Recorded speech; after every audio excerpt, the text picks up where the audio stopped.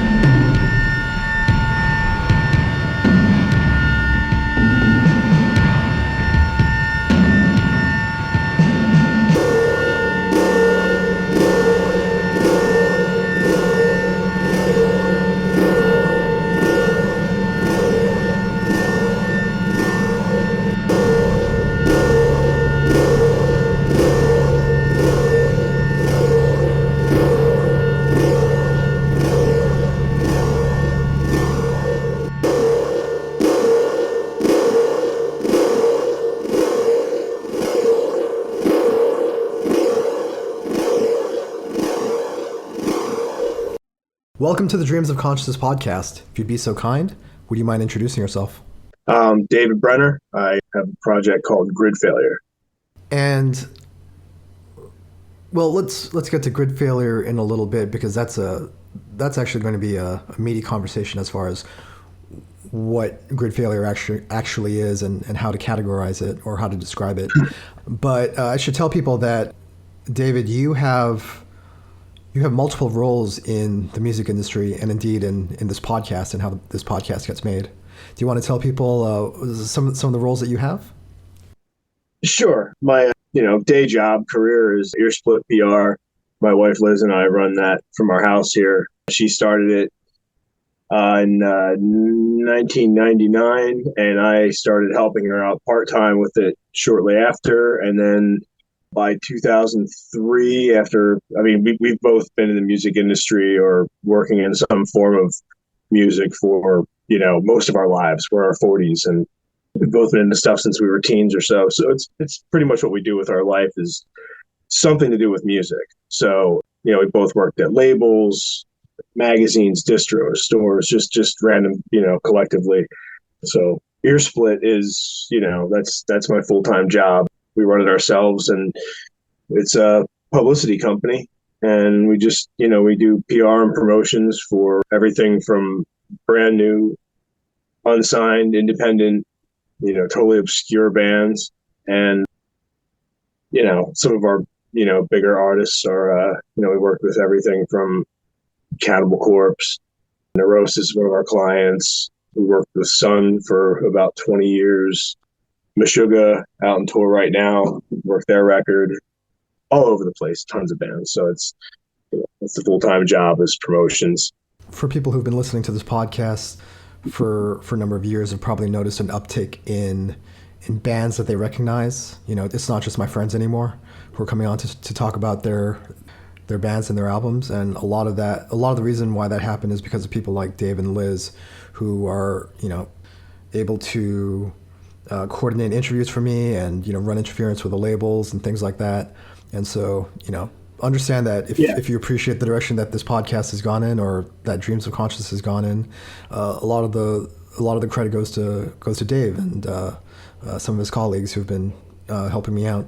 Yeah, that's you basically said we run interference basically as like middlemen somewhere between the band, the artist, the label, management, anything like that. Some people are, some of the labels we work with are just a guy in a garage, maybe another staffer packing orders or something, and some are, there's like 20 people on a call or something. It's everywhere in between. So yeah, we're some sort of middleman messenger, sort of, making the connections happen, putting people in touch like yourself so you can, get the job done, get the interviews done. And if I'm not mistaken, back in the day, you used to work for Metal Maniacs, right? Yes, we both, that was somewhere in there. It's like I mentioned before, all the other things we did. Liz ended up, she was writing there pretty heavily. We both worked at Nuclear Blast in the late 90s and into like when the U.S. office shut down, was at late 90s, early 2000 maybe. We both worked at Nuclear Blast, and then from there she became the editor of she worked as a sub-editor for a few years and then became the full main editor of Metal Maniacs. And then, I did the demo reviews and like other random features and reviews all the time too. It's some art layout stuff. I was designing some of the covers, and I had a few roles there as well. But Liz was the main editor, and that was where a lot of the connections that Ear Split kind of came from was our years at, some of the bigger metal labels, everything else. I have more of a punk background beyond that. But that's, she launched Ear Split as kind of a side thing, working with a few labels. Southern Lord and TP were basically the first two labels, and I started helping out part-time from there. So that was pretty much directly during that same day. I was working at other labels. So that would have been, the early 2000s. So the magazine closed down. Whatever year was that when it finally shut down? Was 2008 or 9, I guess, is when it closed down. So she ran it those 2004 or 5 all the way to the end. She was the editor, and I had several roles there. You mentioned that you came from more of a punk background. Where does your interest in noise and experimental music come from? I'm not really sure. I like I don't I say I came from a punk background. I think I was into metal before I was into punk. I got into Anthrax and Faith No More and stuff in like fifth grade. We're talking like the mid late '80s or whatever. So I was into metal and everything else before I even got into the stuff you're doing, like you know, middle school and hear radio music or dance music or whatever. You're just trying to find yourself. But I'd already, yeah, been into Faith No More and stuff like that. And I don't know, I've gone through phases of everything else, but I always appreciated people that were doing something risky, or different, or even if it wasn't that great, someone that was trying to either not necessarily break a mold, but just doing something that you could tell was their own creative process or something. I mentioned Faith No More already, and it's like Mike Patton's vocal style is, something that, if I could actually sing with any kind of, harmony or whatever, he and like Glenn Danzig pretty much have, what I consider just the two best singing voices in that. I can't do anything like that, but Mike Patton is just one of those people that treats his voice like a testing ground, like a nuclear weapons testing ground, or like a trampoline, or just whatever, just trying things you never think of, and kind of being limitless. And I always appreciated that type of thing. I'm not really any kind of expert on anything within the noise realm or anything, but I mean, even back in the day when, Relapse was blowing up, they always, I heard all kinds of, when they were a brand new label, actually, I mean, they had Exit 13 and Monostat 7 and just these bands, you were just like, what am I even listening to? And things would confuse the hell out of you when you're that young. And then after a couple listens, you kind of found some kind of kinship with whatever, it's stuff that's not for everybody. I just always found interesting music. So it's not just even with the extreme with like heavy or noisy music. I like jazz and just ambient music and world music. And it's just hearing things beyond the norm of pop and rock and metal and everything. It's always been this exploratory sort of. There's too much out there that you can never say, hey, I've heard everything, I know everything. Like there's just you can listen to brand new music every single minute of your life and never even touch on what's out there. So it's just, of course you can have your favorites, but it's just always, you get bored with thrash. There's always some kind of, someone recorded a great thunderstorm you can go listen to. There's just anything you want to hear. There's just this endless world of exploratory music. So we discussed this a little bit. I am interested in experimental and noise and ambient and drone. I don't really cover it on the podcast or the blog a lot because, I don't feel I can speak about it in an articulate or competent way. But there are a few experimental and ambient artists who've made their way onto the podcast. Richard Knox is an example. Aidan Baker is another guy who works in that realm a lot. Right. Similar to what you were saying about the Relapse, the Release, I believe that was their subprint, which had all the experimental and noise artists.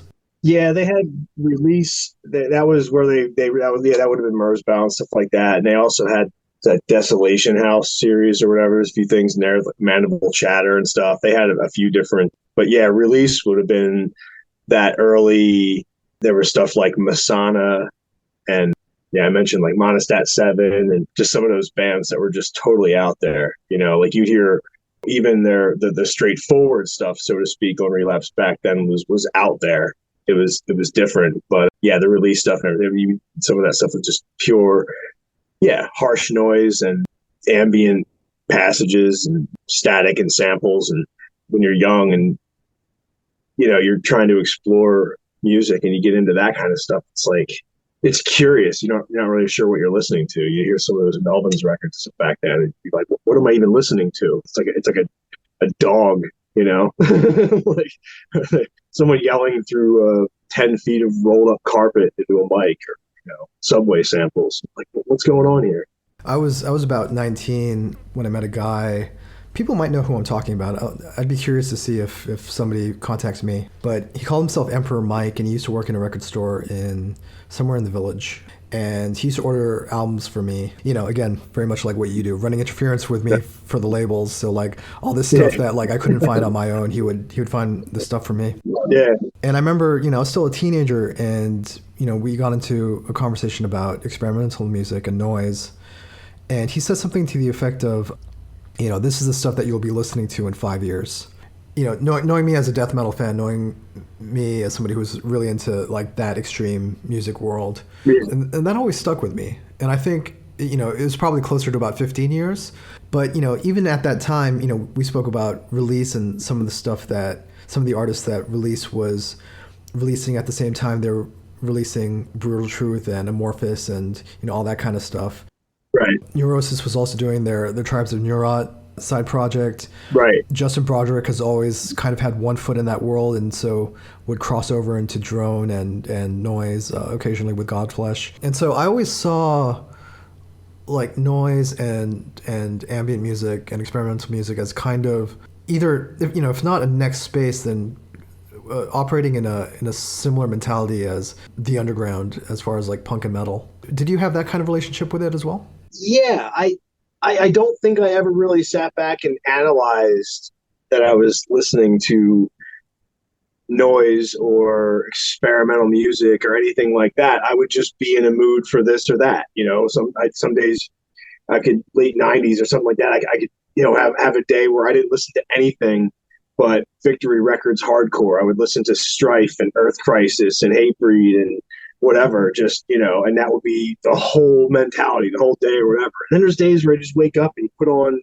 you know, yeah, like you said, like when Neurosis and the Tribes did the double album that you could play on 2 players, like finding another CD player to set up in my apartment in Philly and sit there with friends in the dark and actually play those. No, you hit it too early. Nope, start it again. Nope, try it again. And just try to get those 2 to like hit play and hear them charge up at the same time and have that kind of experience. It was like, there's just, after you've listened to thousands of records, it would make you think like, wow, I haven't even touched the surface of what's out there or what's possible, you know, even in the form of like delivery.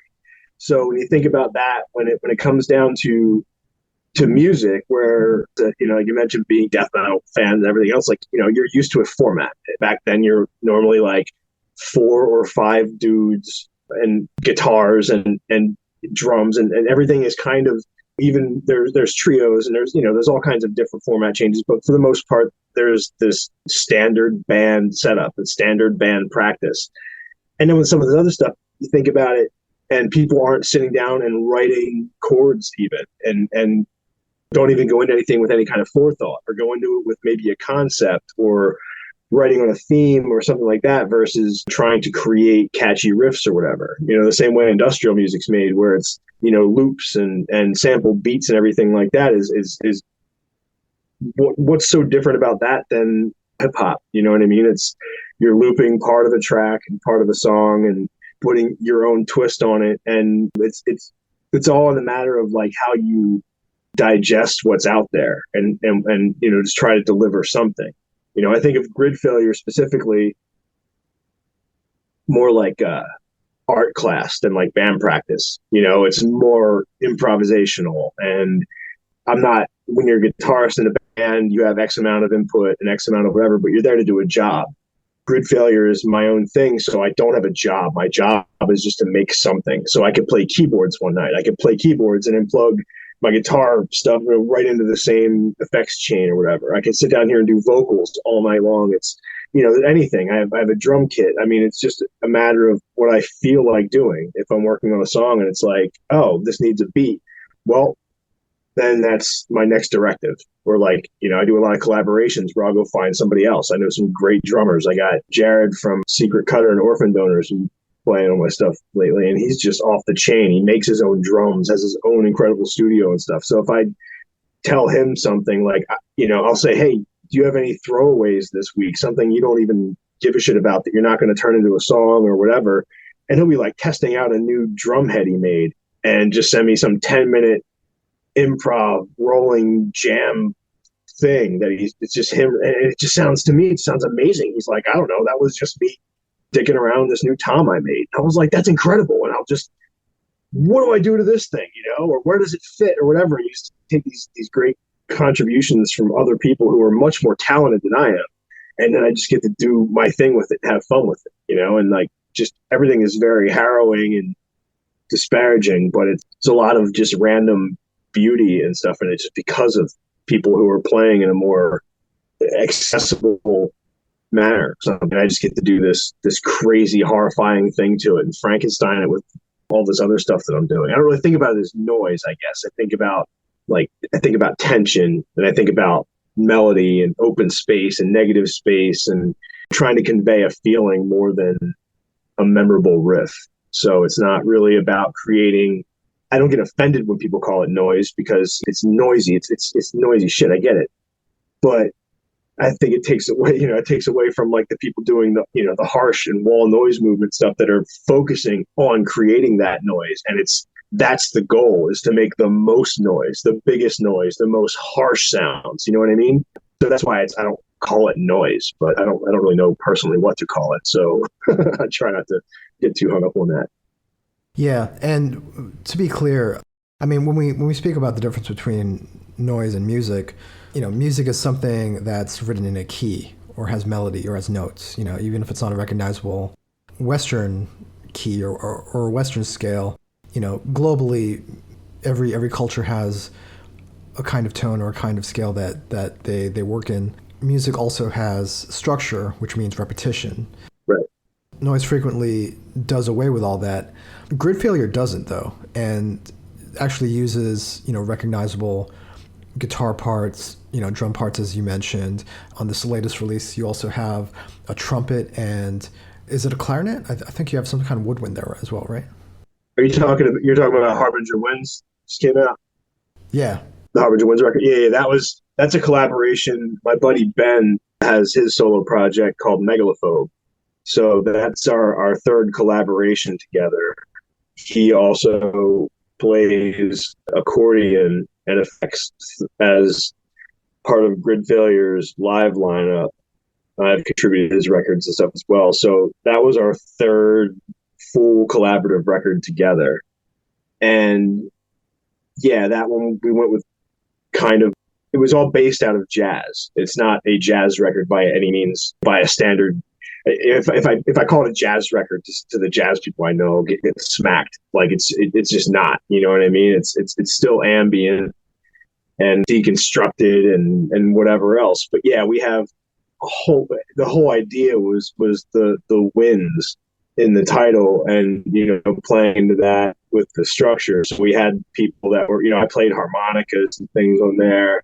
We've got Matt Gallahan, who's played with everybody on the planet, Blondie and David Bowie and Onyx and I, every jazz and Latin musician out there. I hear him 20 times a day on Gold Bond commercials and things on TV that he's playing jingles for. You know what I mean? He's everywhere. And that guy plays on our records. Like he Sally Gates from Titan Attackians is on that. Leila Abdul-Rauf from Vastum and 8,000 other bands, and does her solo thing.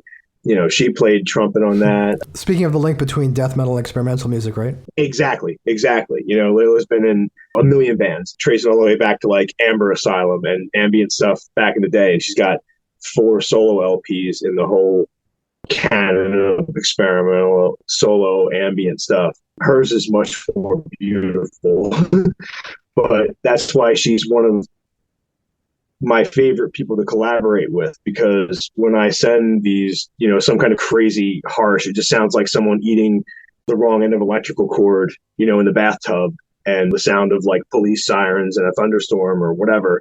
And then she comes in and drops some kind of ethereal, beautiful vocals over it. You know what I mean? All of a sudden, you don't have a noise track. You've got this cinematic masterpiece that like I wasn't even playing. You know what I mean? It's just, that's the fun of just kind of taking these somewhat structured things and just sending them out to a few random people and going, hey, what do you want to do to this? And they're like, I don't know. What are you looking for? Like, I don't know. Like, what can you do in your band that you want to try? What other instrument do you want to try? Like, use Gridfailure as your testing ground. Like, come do something different on this track than you normally do. Or, hey, I know you because you're a sick drummer and I need some crazy drums on this track that I can't play. Like, let's do that. It really comes from every single sort of angle, and it's just, you can't really think about it necessarily like this, the structured practiced band practice with multiple members having their part to play.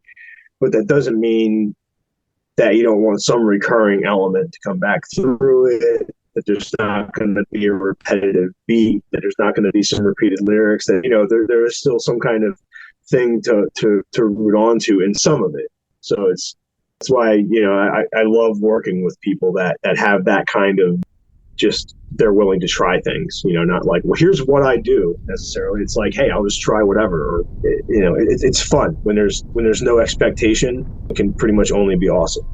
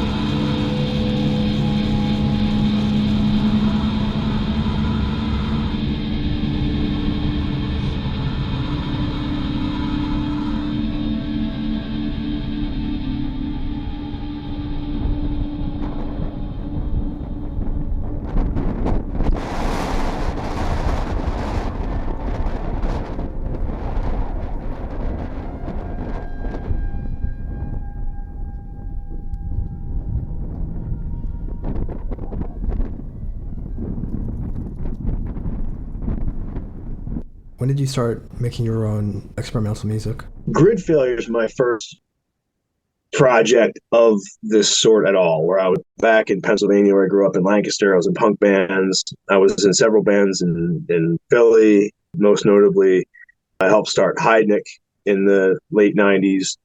I was the first vocalist for that band. I was in a band before that. I was in a band called Dead by Dawn. I was one of two vocalists. That guy, Andy, went on. He's in the band Rambo, who just put out their new record on Relapse. Another trace back to Relapse. That was all late 90s into the early 2000s. And then I moved up to New York. And when I moved to New York, I was in the hotbed of where, there's 8 million bands, but I all of a sudden had to work 15 times more to pay rent and do everything else than did in Philly. And I got so wrapped up, and that's when Ear Split basically, really took off, became my full-time thing. And all of a sudden, like, ended up, I tried out and played around and did a few things with a few people's bands, but there was never anything permanent. And that was actually like a 15-year gap where I wasn't playing with anybody's band. I wasn't doing anything. That's when we worked probably 3,000 bands in that time, with Ear Split, but I wasn't doing anything on my own. So I was starting to get back into playing bass and just being, I wanted to get back into what I was doing before I was doing just vocals. And I bought a new bass and was just trying to figure that kind of thing out. And I started at the time hanging out with Lee from Theologian, who lives right out here near me. And we became friends. And he just said, "Hey, do you want to just come over and jam and play with some Theologian shit?" I said, "Yeah, of course. Like, I'll be over tomorrow. I don't care, And that was the first time I was ever in any kind of experimental band, so to speak, where it was, I could have just pedals as my band equipment. I wasn't carrying amps or anything. It's like I just had pedals or a metal pipe or a contact mic or whatever. I was just totally not used to doing anything like that. And all of a sudden I got that art class kind of inspiration out of it. It was really fun just being completely free to just figure out new ways of making sounds or things I hadn't considered before. And then the Theologian thing, we played a lot of shows and I was on a lot of records, and it was everything. It was only about a year, a little over a year, I think, door to door with that whole project. And that ended pretty terribly. During that time, I had made my first Gridfailure record, and that came out, it was 2016. I released the first record in May of 2016. And it was within a few weeks of that, I was done with Theologian. And so I said, "Hey, like, this is it." And but now I have this project anyway, and now I'm going to just see where this goes. And all of a sudden it was like, "Hey, well, this is your main thing now." And I don't know, I think it was like that 15 years or whatever of not being in any bands or anything, not playing shows, which is like my favorite thing to do. It just like came flooding out. And I went from recording on a little handheld Tascam recorder, bought a mixer, and that's basically it. I just started I don't know. I just started making records. I just started there. I don't have any kind of training in recording or engineering or anything. I just started dicking around here in the garage and figuring things out. And yeah, now I can record records for people. It's, it's nothing I ever really thought about doing full time. We used to hang a couple of mics up in the basement and record a demo. And outside of that, it was like, all right, otherwise you paid someone a bunch of money and went to their studio. And I never liked those experiences. My other bands trying to do vocals while there's a whole band and an engineer on the other side of a little window. You know what I mean? I was just never really into that whole experience. And so now taking it into your own hands, it's like, wow, you can set up anywhere you want. You can set up any way you want. You can record any format you want. You know what I mean? It's just complete freedom. It really is that whole art class. It's like, here's the lump of clay. You have all night. Go. And you just come up with something, an idea, and play it out. So I have ideas of starting more traditional bands again, doing like a hardcore band or something like that, a punk band again, something like that, where it is, a fully written thing. Actually, my first band, the Militiamen from the early mid 90s or whatever, we kind of reformed during the pandemic and put our demos on the Bandcamp and stuff like that. And a couple of us are talking about, a few of us within that band have this sort of new project, which I guess would become this actual 3 or 4 person band. And I have another project called Diminishing, which we haven't announced or anything yet, with Lane from Yatsu down in Texas that he and I started. And there's these other projects that are coming out of what Gridfailure is. So Gridfailure ended up becoming accidentally just this full-time thing.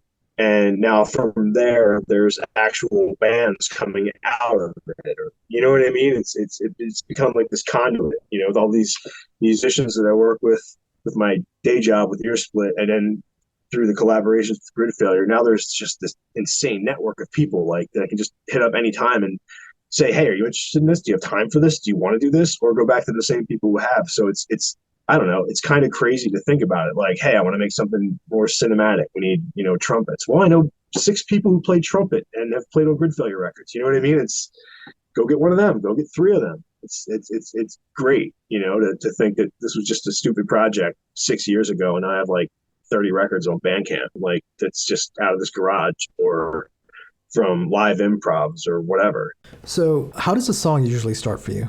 And how clear of an idea do you have of where you want to go? It very much depends. Sometimes I just go in raw, like I just want to play keyboards tonight. I just want to try something out. Like, and keep in mind, like, I think my main instrument has always been bass, and I've been playing more guitar and keys and everything else. I am not good at any one of them. I can't just be like, oh, let me go sit downstairs and play some Mozart or whatever. Like, it's really like one finger at a time, ding dong, basic. But I like sounds and everything else. So I keep trying to get slowly better at this and slowly better at that and whatever. I'm not trying to master or perfect anything. So sometimes it's more about just what I feel like playing, like trying a new instrument or trying out a new pedal or a new setup or, something like that. And it just kind of turns into a recording session. Sometimes I've got material. Normally when I'm recording, if I'm just making some kind of sound on anything for no particular reason and I like it, I record normally when I'm just jamming anyway, because like you might just come up with something that you never planned on and you might as well have it on tape, and then you always delete it or go, hey, that sounds like something I could do with so-and-so, and you hold it aside as this project. Or sometimes a feeling is invoked from something I create, and then it goes, it's okay, that would fit well with this record, with a concept I already have underway or something like that. So it goes in different directions. Now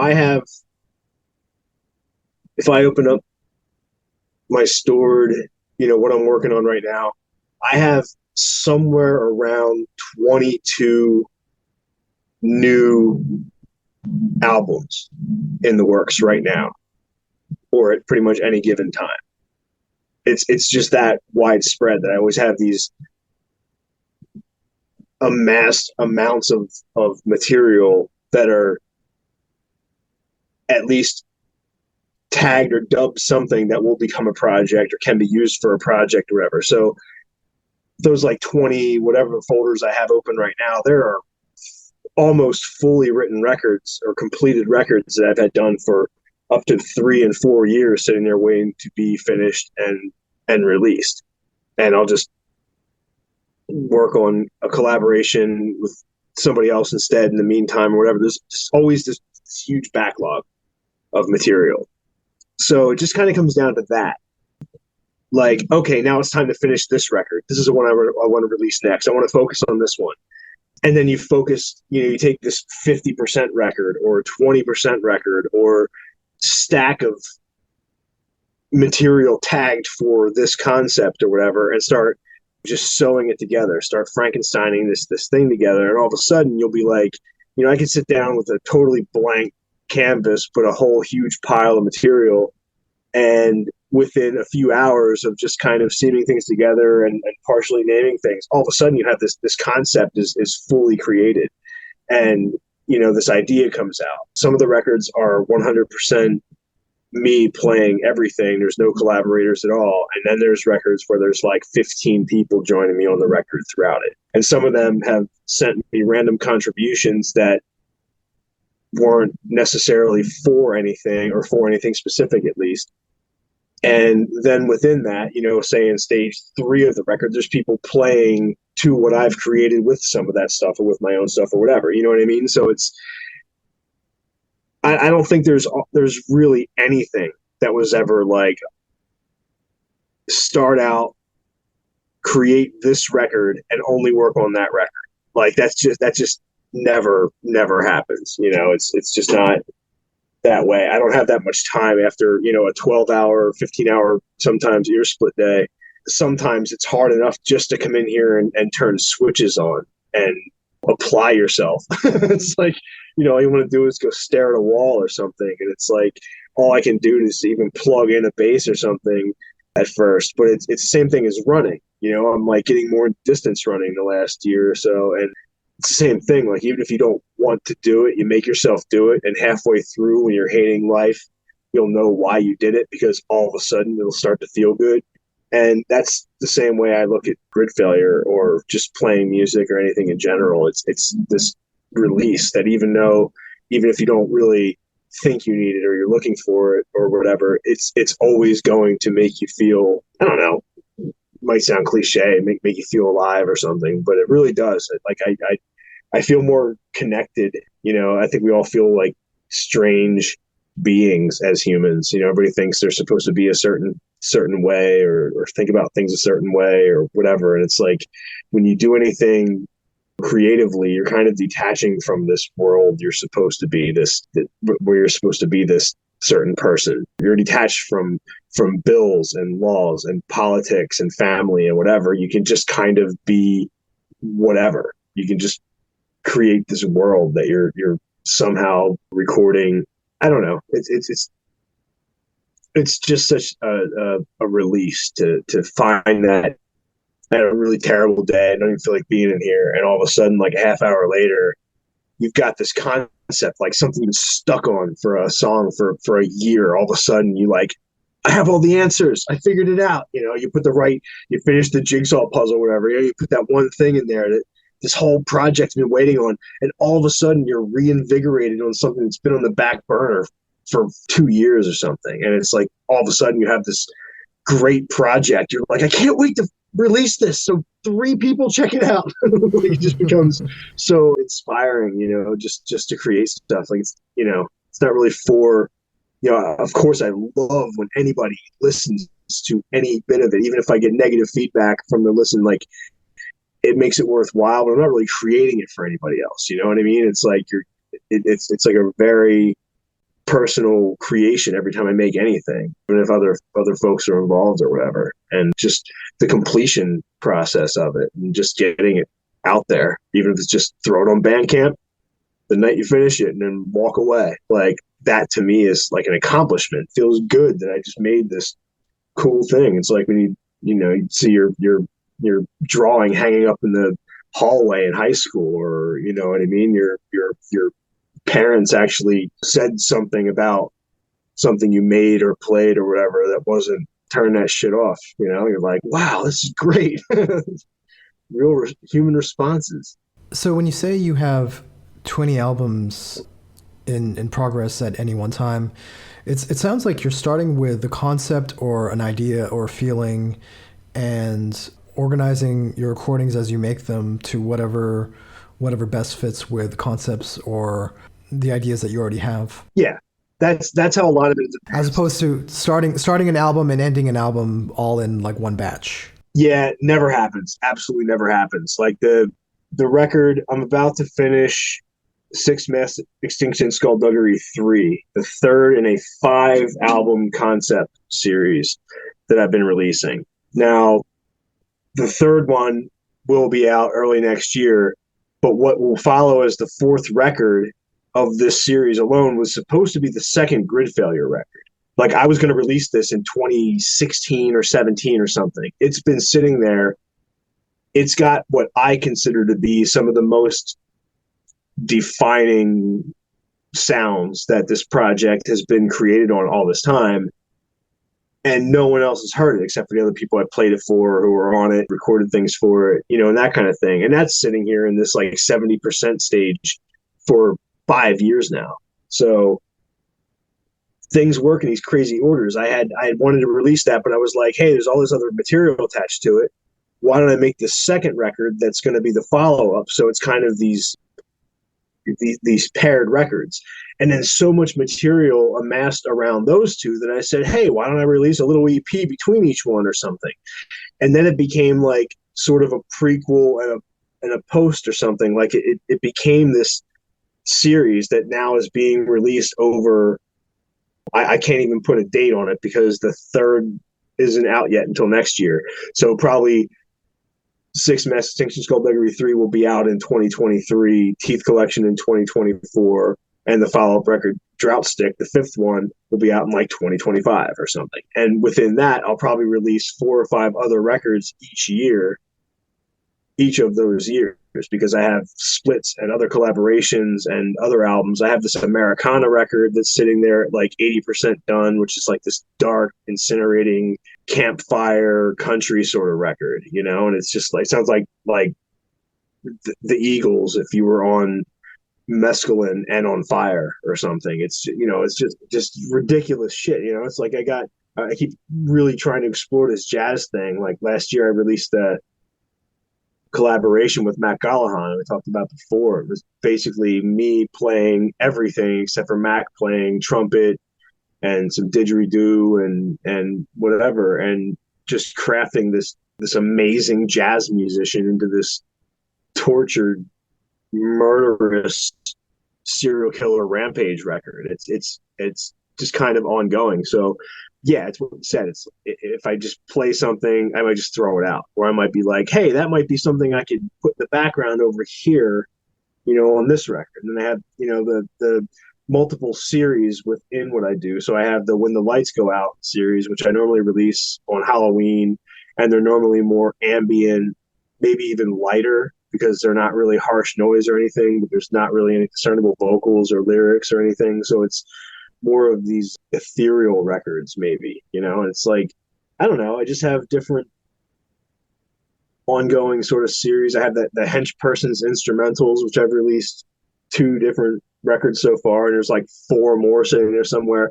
And those are when I'll just have a couple friends come over, like when we were starting to put the Gridfailure like live improv lineup together. I have my buddy Rich Moeller he's in The Third Kind and several other bands. And then, like I said, Ben, who plays live accordion and other stuff with Gridfailure, they would just come over for a full day, and we would just kind of set up and jam and, record a bunch of stuff. And there's a bunch of mangled ass tunes that come out on one of those days. And like, you can't use it all, but some of it just kind of sits there for a while. It's like, hey, this is a little more tongue-in-cheek and fun. Like, why don't I throw it over there and it'll go on one of these Hench Persons instrumentals records? I refer to my collaborators, the people that want to take part in this thing, as Hench Persons. It's just some term I just sort of attach to whoever wants to take part in this underworldly thing. It's like, so yeah, some of these records, it's like, hey, I don't have to write a notebook full of lyrics, like with the more conceptual, the Six Mass Extinction Skullduggery series. Like those records are like an hour long, and like the new one's about an hour and a half long right now, third one. And that's a lot of lyrics. That's like 15 songs, and 12 of them have ongoing intense lyrics. And it's murder and cannibalism and environmental collapse and all these very deep concepts. So it's fun to put out, hey, let me just throw a Hench Persons instrumental joint together, like take all these loose tracks with a little more slapstick, a little more black comedy in it or something like that, and just throw it out there, give it away, have fun with it. It kind of helps relieve some material and just break things up a bit. So it's nice because I hate when I get stuck on a record. I hate when I get stuck on a concept, and then it's like, then it becomes work. Then you're like, it's kind of like, you can't do that third lap at the lake or whatever. It's like you become the gym teacher and like make yourself do it. It's like, then this isn't really fun anymore. This is work. You know what I mean? It's not, it's dark shit, but I do have fun making it. So it's, when it's not fun, it becomes work. It like that those records sit here for 2 years until I finally get around to finishing them. So yeah, it's always about looking for inspiration somewhere and like getting re-inspired.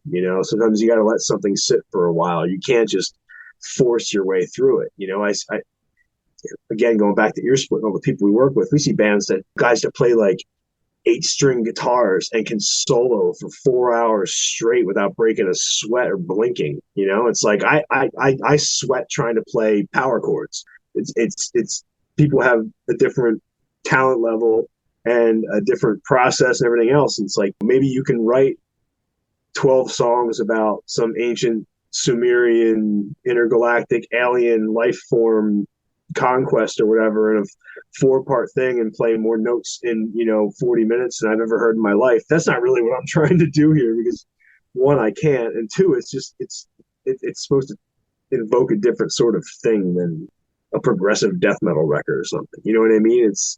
It's very disjointed and weird, but it's cool to have just such a wide playing field, like a wide range of what can happen. So that's why there's always so many records, because you can't just be like, well, that would be cool in something, but that doesn't fit this record, so just throw it away. You might never think about that again. 9 out of 10, you won't think about it the next day.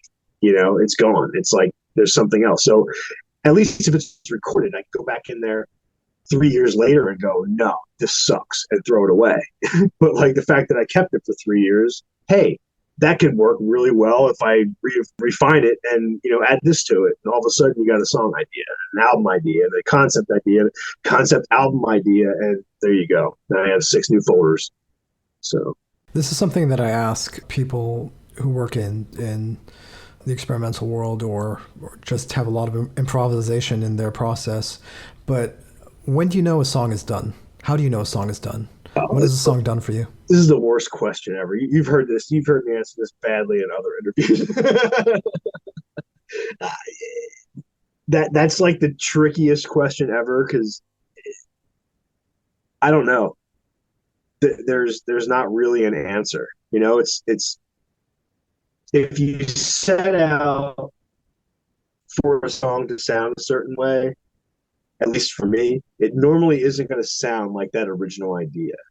So sometimes you just, like I said, I'm pretty okay. I'm pretty sporadic and shoot from the hip, where if I just think something's done, I'll just say, fuck it, it's done. Like, I don't care. Like, I'll just make it be done, because then I'll overthink it and overdo it.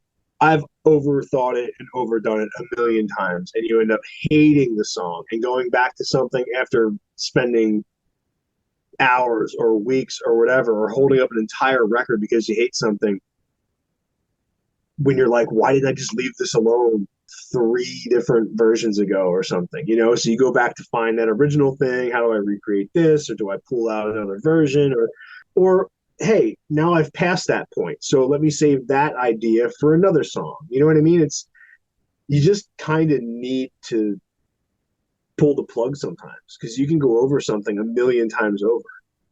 Like, this isn't a perfectionist thing, like, again, in reference to these incredibly talented technical musicians who are trying to hit certain marks and time signatures and everything else. There can be no time signature to what's going on here, or everybody kind of recorded in a different one. It's a matter of alignment. Like, it shouldn't work at all, but the fact that it does means, okay, if I mess with this any bit at all, like, it won't work anymore. You misaligned the miscalculations that somehow worked. The sounds, like, tones are what they are. You know what I mean? We can create them or whatever, but you can't define what a tone is. You know what I mean? It's there. It is what it is. So when things happen by accident, it's really difficult to create that, to recreate that, to re-perfect that. You know what I mean? So sometimes you go, hey, that's it. Like, it sounds fine. Put some lyrics on that thing and it's done. Like, that's totally cool. Sometimes you're going for something very specific. So it's just really, really difficult to limit when the project has this wide of a scale. So, like, for instance, I'm finishing up this Six Mass Extinction Skullduggery 3 record. I've got most of it there. 90% of what needs to be finished is I need to write a ton of lyrics and do a ton of vocals, which means tough shit for my neighbors over the next few weeks because it gets pretty loud when I get into those kind of modes. And that's all I'm working on. There's a few people I'm going to have into it. So again, we mentioned Layla and how she can do those very angelic melodic vocals, and she is very good at just hearing some little earworm that's in the song or some repeating click or noise. She's good at honing in on like what the core of the song is and doing something just drastically beautiful against it, and that will help finish the song. You know what I mean? So it's like I know exactly what I want on this song, but I can't do it. You go find the person that can, and then it's like, okay, now I have one or two more steps, and I'll just leave this alone. So it really depends. You can go back the next day to something you thought was perfect the night before and be like, why did I think this is perfect? This is awful, you know, and redo the whole thing.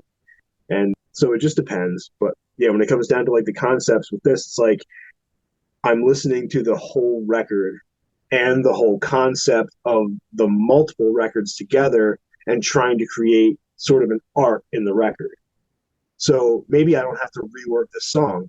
Maybe I rework the track listing. You know, maybe I move the song to the end or something instead of over here. You know, it's so more goes into it for me as far as the concept and what's going to happen between point A and point B rather than here's this pre-etched concept that I have to perfect.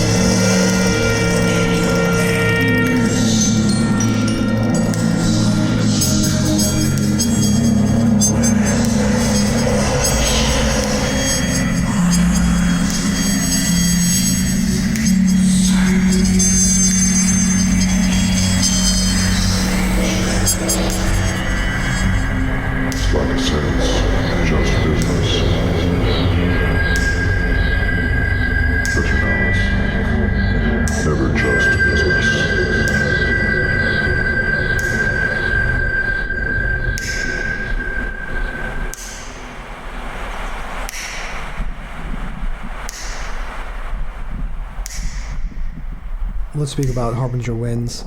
This is the third collaboration between Gridfailure and Megalophobe, and it came out on September 9th through Nefarious Industries. Let's start with how you met Ben from Megalophobe and why you guys decided to collaborate. His younger brother is one of my wife's best friends. You know, they're like high school friends, and Liz knew Ben growing up. So a bunch of years, I guess it would have been 2015, 2016. It was in that 2016 realm.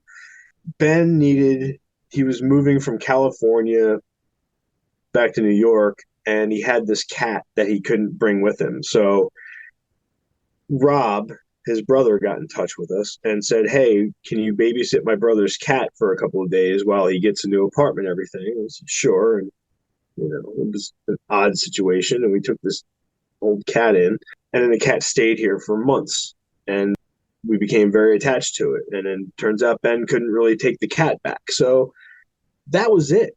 Like, we took his cat in, and then I don't know. He came over and dropped the cat off, and I never saw him again. And then we were at a show. It might have been a theologian show. I think it was when we were playing with like Gnaw Their Tongues, might have been Incent Arc and stuff. It was one of the festivals that we were doing at Transpecos or whatever. And Ben was there, and Liz said, "Hey, this is Ben." And I said, "Hey, we have your cat." And we just started shooting the shit, and he was like, I was like, "So you play anything?" And he was like, "Yeah, I just got an accordion." I was like, that's crazy. Like I can't even think of how to, there's so much going on with the accordion. I was like, do you know what you're doing with it? He's like, I can figure it out. And now Ben's a math scientist. He's like some kind of crazy, he's like the guy in Pi, but like much more grounded and mellow. He sees numbers. He's like a numbers guy that I've never seen before. He's just incredibly smart with this engineering of numbers.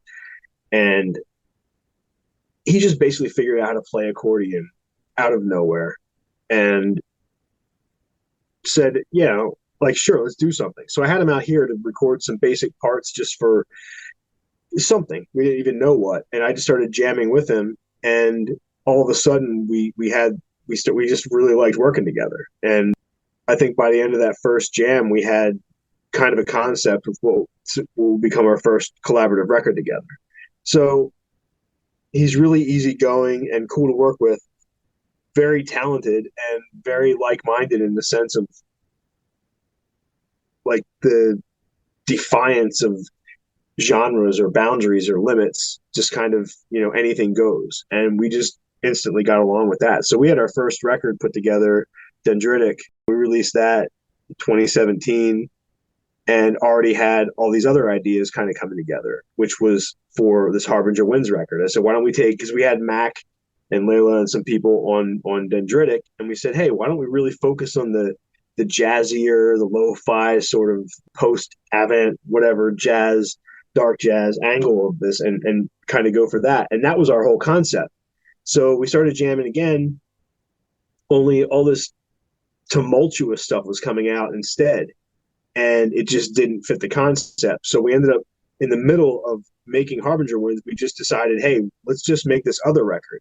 And that became our second record, Tasukete. We just kind of made that and released that in 2018, thinking just a quick bridge and we'll finish Harbinger Winds up right away. And then the pandemic, it was just on us. It was another year of trying to get our shit together. And then the pandemic slowed everything down for those last couple of years. And that's when we really got back into it, the Harbinger Winds thing. So, again, a lot of the structures of this Harbinger Winds record was from 2017 or so that we just kind of knocked the dust off. And basically, we worked on it and then stopped. And then we worked on it and stopped. And every time we do that, we'd lose ground. We forget what we were working on. We have these other multiple versions of the songs. So it ended up being too noisy. And we're like, this is not what we're going for at all. So he came out here as soon as it was safe to, after all the lockdowns and everything during COVID. And we went back through that record track by track, just sitting here drinking a couple of beers. And we turned off 5 or 10 layers of each song and stripped it back down to kind of that original idea and went, yes, this is it. This is what we're doing. This is what we have to do. Now let's finish this. And then that went through like 25 layers of changes and everything. So it's really just been this long ongoing process for that record. But yeah, it was kind of one of those things where we really targeted who we wanted to have come in collaboration wise because they would really fit the concept and help us carry out this jazzier influence, How would you characterize Ben's work with Megalophobe compared to what you do with Gridfailure? Is he more on the ambient side?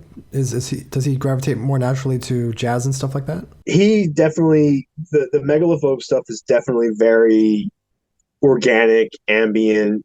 He makes some really curious and clever melodies and hooks that I think, there's a certain thing that he draws in with his own Megalophobe stuff that I don't do. It's definitely not as heavy or as apocalyptic or whatever the whole Gridfailure concept. It's definitely lighter. It's definitely lighter just in concept and delivery. But that's not to say there's not any darkness or whatever to it. He scored a freeform.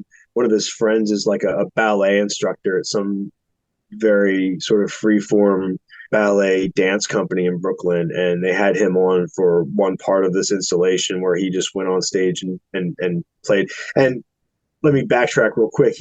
When he first came out here and was recording for the first time, when he first got his accordion and was getting it, and we were getting the whole thing together, it was a raw accordion. We were recording just with a condenser mic on an open air thing. And since then, not long after that, he went through a bunch of engineer friends and everything, and ended up figuring out how to crack this thing open and wire it up. So he figured out, after going through 3 or 4 different engineer friends of his, one was I'm not even going to, act like I know what these guys do, but they're all different types of engineers and, structural geniuses. And they all have these different ideas of how to crack this accordion open and mic it up.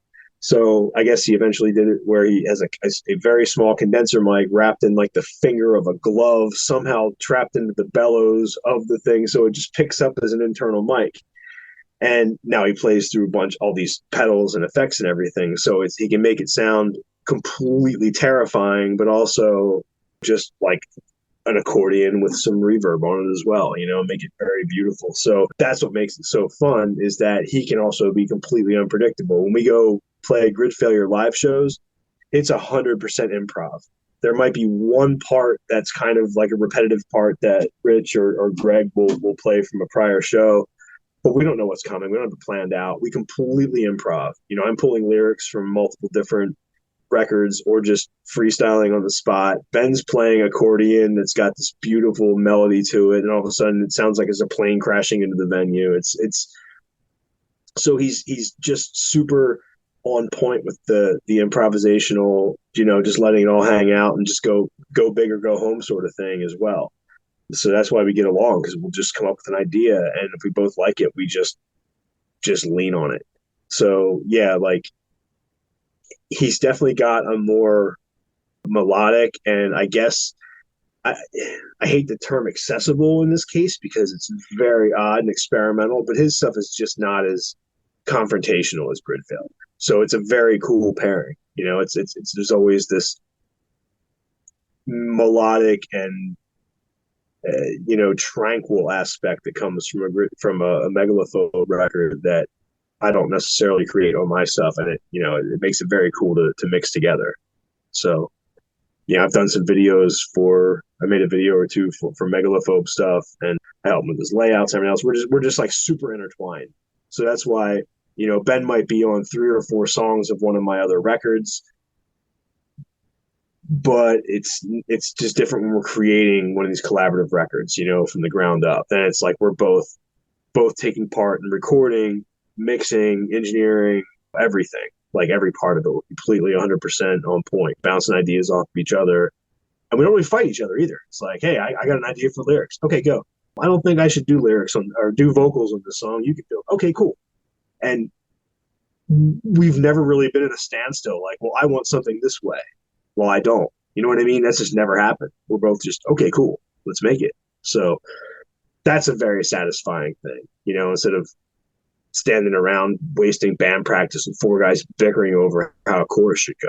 You know what I mean? It's like, nah, we just made 4 songs. Like, I'm not doing that. How much of the album is shaped during the actual mixing? How much of it comes together when you're at that stage of the process? I think the mixing is definitely a massive part of it, but we're mixing kind of through the whole process. It's not like we just record tons and tons of stuff and then there's this mixing stage. It's like we would get together, out here at my spot, or we even recorded some of this at his spot in Bushwick, where he doesn't really have a separate room. We would just be spread out across his living room, whatever, and his wife would try to take her bike out through. We'd have, 6 pedal boards across the living room floor or whatever. So, we just record there or here, or wherever. And then, or I'd work on a certain part and send him a mix. And then he would send back another part and I would work that into the mix. And then he'd come out here and we'd work on another part for that song and mix it again. You know what I mean? It was kind of all inclusive, but that helps us constantly create it. You know what I mean? I think it's a different process than when you're spending most of the time within the ranks of a traditional band, creating, memorizing, and executing the song over and over and over again, because we are creating this more in an improvisational way. So it's more about, well, I thought it would sound like this. Well, now it sounds like this. Well, I like this better. Okay, fine, let's do this. Like, why redo it? Why make it, what it was intended to be when you like what you made anyway. You know what I mean? So it's okay, so let's make that louder and then put this next to it, and then if so and so sing on this part or whatever. You know what I mean? It's just kind of part of it. So the final mixing took forever because we had been through this over and over and over again, and then we were trying to make so many delicate elements of that record stand out against the heavier, because I have really heavy, harsh vocals on parts where, yeah, like our friend Rosa is playing this delicate clarinet part. It's like, just trying to mix those two elements on 30 or 40 seconds of a 9-minute song or whatever is, you know what I mean? So you might have the levels perfect for this part, but then the song gets louder and then something gets lost. You have to mix this part louder. It really is just a constant evolution, and then you have to finally be like, yeah, it's done. Because if I disrupt the numbers, like, it's starting all over again. And there's a certain point where you're like, yeah, I want this record to be cool, but sometimes, like, at some point, the desire to have this record finished and out of your hair it overcomes anything. You're like, I don't care what the song sounds like at this point. Just finish it. I can't do this record anymore. We've basically tried restarting this record 4 times, and I'm not doing it again. Like, we're just going to throw it in the garbage and start something. Start the next record if we have to restart this whole thing again. And so, there comes that too, where you're just like, fine, it's done. Let's just put a couple of twists on this thing, and I think I'm glad we did when we did, because I was going out of my mind with the last mix of that record, and I finally just said, Ben, I can't do it anymore. And I just basically sent him all the files and said, you finish it. And like, he went through and put some compression and boosted everything, but he was like, I think we've already mixed this thing. We've already mixed it 1,000 times. Like, we've already been working on this. Like, I'm cool with it as is. And I said, good, let's book it. I said, let me hear those final mixes. And we both went, yep, let's go. And I sent it to my buddy Dan, does Black Matter Mastering in Nashville. He mixed everything from, they did the record with Cool Keith and everything. I filmed the video for them. It's, he does like Lost Dog Street Band. He's done Buzz Oven records, Krieg records. So he's got an ear for the harshest, the heaviest, the most low end, the most beautiful and clean and crystal and traditional and everything. He can really hear what somebody's doing and know how to bring their elements to the forefront of a master. You know what I mean? Really get those levels right. So it's, he always gives us that extra boost and polish at the end.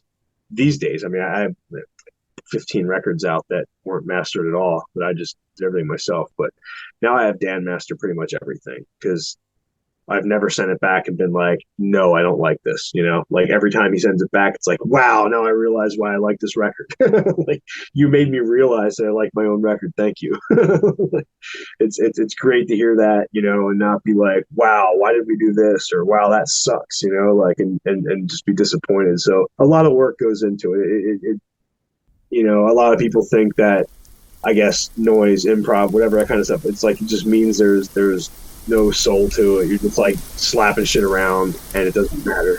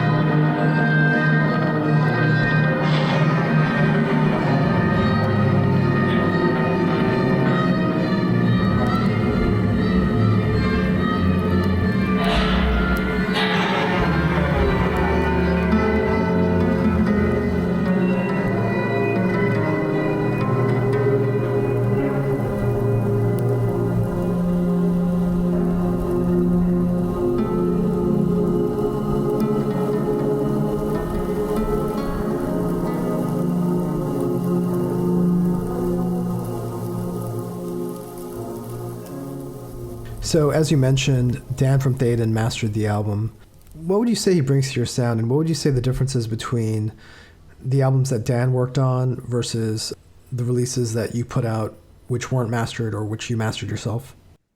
Dan definitely brings out a really, I don't know, like a low end and like a meaty, like a very, it's got like compression and just this boom to it where, you know, I don't have this perfectionist ear. I don't have the audiophile ear, I guess. And I can't hear, especially after I heard something 1,000 times, I know what's there. And I know that somewhere within the 10 or 15 layers of a certain song, that there's certain elements that are supposed to be at the forefront or whatever. And sometimes they get lost in your own head or in a, in a mix or something like that, that I'm looking for them there that then will bring to the forefront or focus on, or you know what I mean? There's like, it's basically, I think he makes everything sound thicker and I don't want to say warmer, but maybe more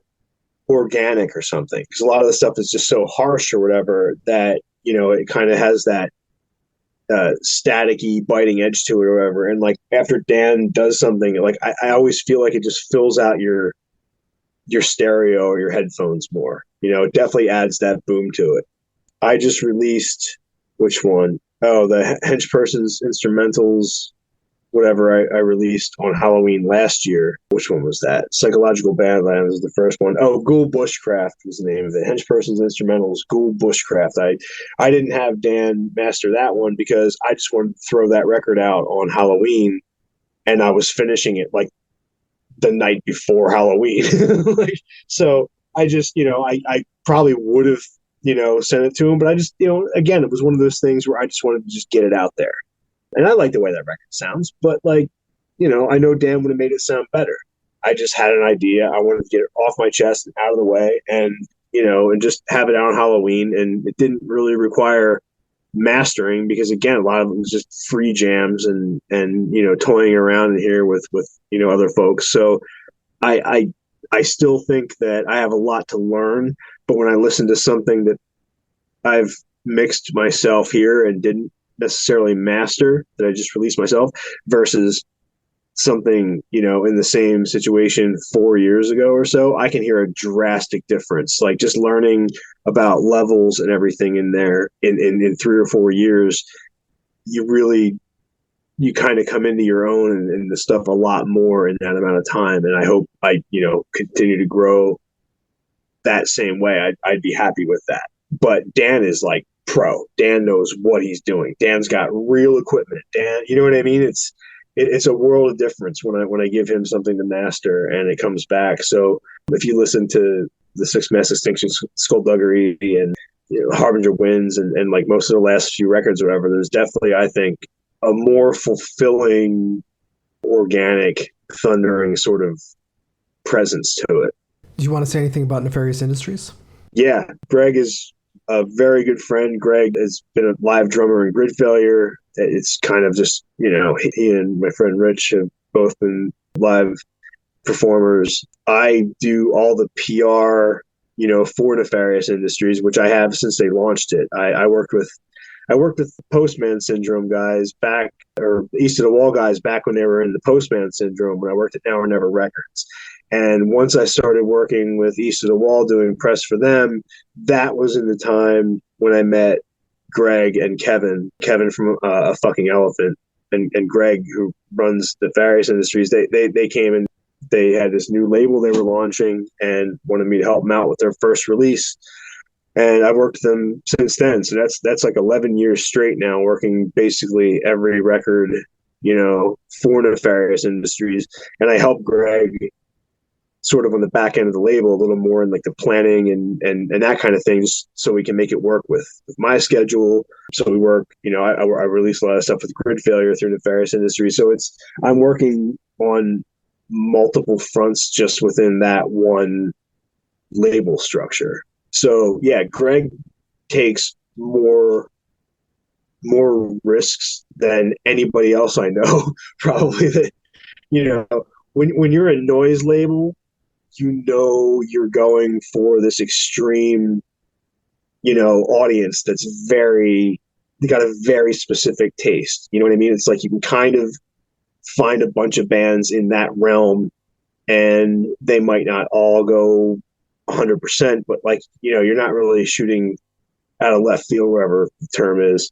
Nefarious is the most ridiculous, off the wall, and I mean that in the best way, sort of roster you'll ever see, because there will be this post avant jazz improv, whatever piece, and then an electronic whatever sort of act, and then a Gridfailure record, and then a Titan Tachyons record, the first LP, and then the Psychosomatic record. So you got like, post avant technical progressive jazz coming out a week apart from, pure pure Cali, like skate rock, thrash crossover. It's just the most diverse roster ever, and it's all very, I don't know. It's just such a really, really, really incredible family to be a part of. He takes all the chances in the world with basically every record that comes out. There's almost nothing that comes out, even if it's a beautifully played, well executed, very talented record. It's still not pop. It's still not popular. It's still not something that's going to blow up or explode. It's all very exploratory, even if it's like incredibly talented. So I feel, I definitely have this, like I said, this sort of multi-pronged servitude with the label as well. So I guess I'm kind of built into it. So he, of course he can tell me to fuck off if I want to put a record out that he doesn't like or whatever, but that's never happened. I don't put everything out through Nefarious Industries. I kind of plan out certain things, and we work on, and he goes fully along with whatever I want to do, kind of, with Gridfailure, because it fits, it fits their exploratory audience and just the label family itself. So, I definitely, if I had to align my work against the other artists, like I think when it comes to, the actual musical talent, I am probably at the very end of the line, but I'm pretty well built in, so I get away with it. So that's a good place to leave off. Harbinger Winds is the name of the third Gridfailure and Megalophobe collaboration, and it's out now through Nefarious Industries. Yes. Dave, how can people order the album? What's the best way to get it? NefariousIndustries.com. Just go straight to the website. It's one of the best websites there is for these labels, because you don't have to go to this Bandcamp or that Bandcamp. If you go to Nefarious Industries and find that record, everything's there. All the digital, everything. Spotify, Amazon, it's all built right in. Both of our Bandcamps, Ben and I, both up there. We have 3 videos out for the record that are all playing right there. It's all kind of landing page. It's all right in one shot. You can order the shirt, and the tape, and everything in one shot. And it's the same with all the artists up there. It's the record's also, if you go directly to megalophobe.bandcamp.com or gridfailure.bandcamp.com, it's up on both of our own pages. Like I said before, everything I've released is on my Bandcamp as well. Stuff you can't find on any Spotify or, any other digital platforms or whatever. Limited merch. There's all kinds of stuff up there. And if people want to keep up to date with news on Gridfailure, what's the best way to do that? I'm on Twitter, Facebook, Instagram, all just at Gridfailure. I anything, if I have a review or a record coming out or a pre-order or a single or something like that, it's on all the channels. But I think my Instagram is kind of also more of like a personal blog. I'm always, sharing stuff about the people I collaborate with, stuff I'm listening to, that kind of thing. It's a little more of like the daily personal thing, just jamming here in this little bunker, stuff like that, just stuff like in the works all the time. It's a much more personal thing on Instagram. But yeah, if you just want to keep up with like, hey, there's a record coming out or there's a review up or that kind of thing, it's Facebook, Twitter. And in the 3 minutes that we have left, is there anything else you want to say? No, I just, I thank you for your time. Like I know you could interview, pretty much anybody in the world, and I really find can't, everything though. I do. What's that? I really can't though. Well, you're getting there. No, I mean, you can figure it out, man. If you really want to get the people, it's. I'm just appreciative, like I said, like before, even if I send out a record for review and someone comes back with a 1.5 out of 10 and compares me to like bad meat, I'll go personally thank that writer for like making it through the record. You know what I mean? It's like it's I know it's not for everybody, and I know it's not appealing to most people probably, but I enjoy it, and because I know it's a difficult listen, and like that makes me more appreciative. Like I'd rather have, I could, there's like 40 people out there that like all my posts and buy my records and everything, and they're like the best people on the planet to me. You know what I mean? Like I don't need to have 400,000 of those people. Like I'm happy with 4 or 40 or whatever it is. Like I like playing live shows to the handful of people that showed up and appreciated it, rather than have a full room when you start and 5 people standing there when you leave. It's you know what I mean. It's about the quality. It's not the size of the boat. It's the motion in the ocean. Is that the term? So, yeah. Cool. Thanks, Dave. Yeah. Thanks a ton, Adrian. Really great work, man. Keep it up.